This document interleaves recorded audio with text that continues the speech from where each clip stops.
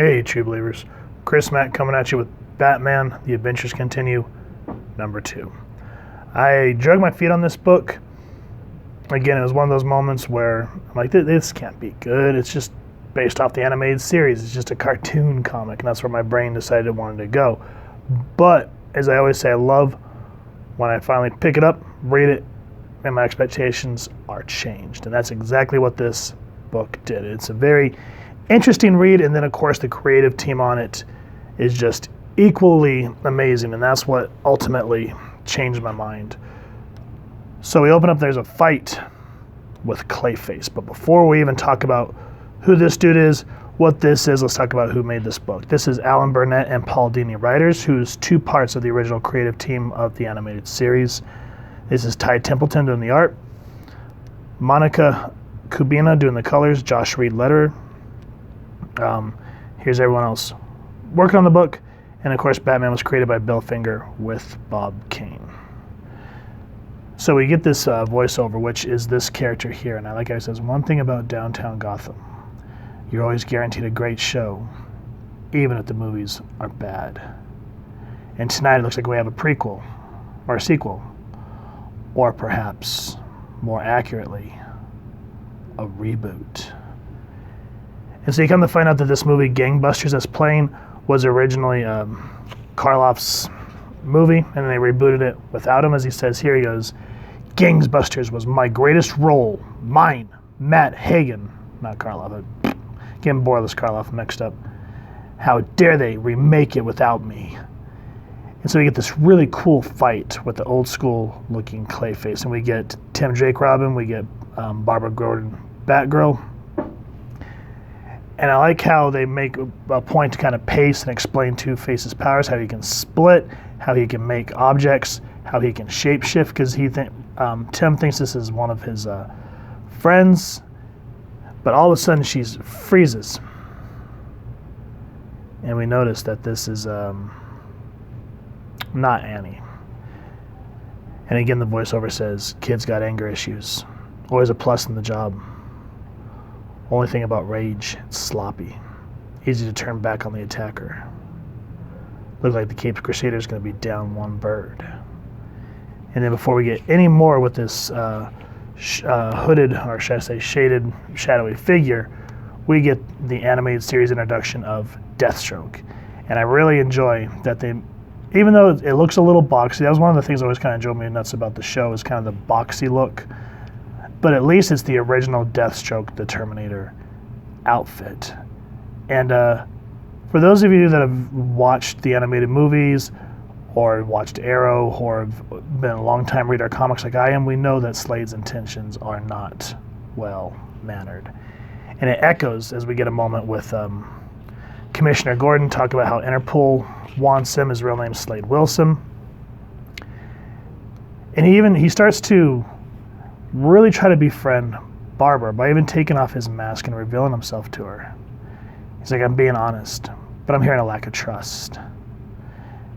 And so he's talking to her, and she goes, "This sounds more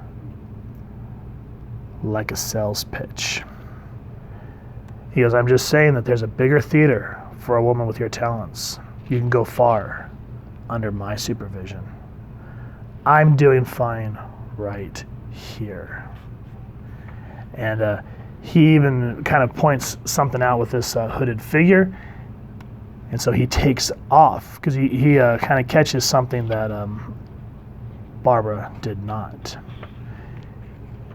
And then the motives of Clayface, of Slade wanting to infiltrate Batman, is brought on display here. I don't want to give it away. It was actually kind of interesting on the way that the writers are trying to introduce Slade and what he's trying to do. So I really enjoyed this part of the book, and I don't want to give too much of it away. Now, as this hooded figure, if y'all know who it is, don't spoil it for those that don't, because I'm sure at this point a lot of us know who the character is. There's even a voiceover that I'm trying to find, and I don't know where it went, but basically this hooded figure likens himself to Deathstroke. And it was a very nice juxtaposition moment between these two characters, and I highly, highly recommend reading it. But anyway, as that hooded figure said, Tim has anger issues. And you can kind of see that Tim sort of does his own thing. So he wants to meet up with Slade, saying he's just interested in what he wants. So he kind of goes rogue and teams up with Deathstroke, and we get a really interesting take on Firefly. We talk about how he was introduced in the animated series, and this was before Tim's time. That was back when it was Dick Grayson. And even when they talk about how Firefly bit off more than he can chew, I like that even though they try to keep the original cartoon look, you can see that this is not, it doesn't have the Fox Kids censorship. So even though we're getting a continuation, at least it feels a little more Batman-y instead of having to always adhere to the, to the censorship stuff for TV shows and whatnot. And they actually throw a page in here where Batman's out on patrol, because Barbara and Tim are supposed to be in because it's curfew, it's a school night, and Batman's saying it's a shame that I had to send Tim home. He would have enjoyed this. And because we, the readers, are kind of like the third party into this, we're like, oh, Bats, if only you understood what's going on. It's like I can hear Tim saying, like how Damien would go tisk tisk, just like that. So it's going to make you wonder what's going to happen when Batman finds out what Mr. Drake here did. But yeah, the animated series, or the adventures continue.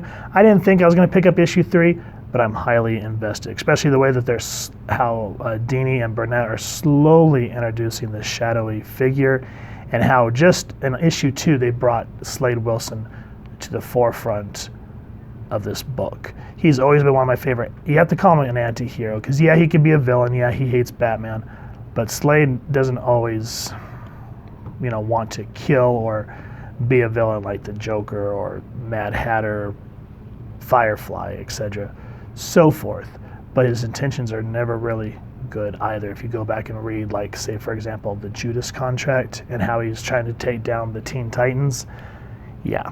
But he's always been a long time favorite of mine. So seeing him in the forefront of this comic book, absolutely excited. And because I know who the hooded figure is, because I've been reading comics since I was 6, so you can't BS a BSer.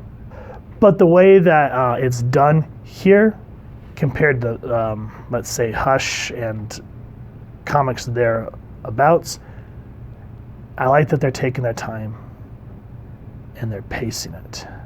Instead of, 3 or 4 issues, done, introduced, moving on, they're making the over arc drawn out, which is okay. And while that's happening, it works organically within the story that we're reading, which is Deathstroke, and how this hooded figure is analyzing each and every character. It's just such a nice, breath of fresh air to just kind of see stories done in that regard. I'm still trying to find that where this character likens himself to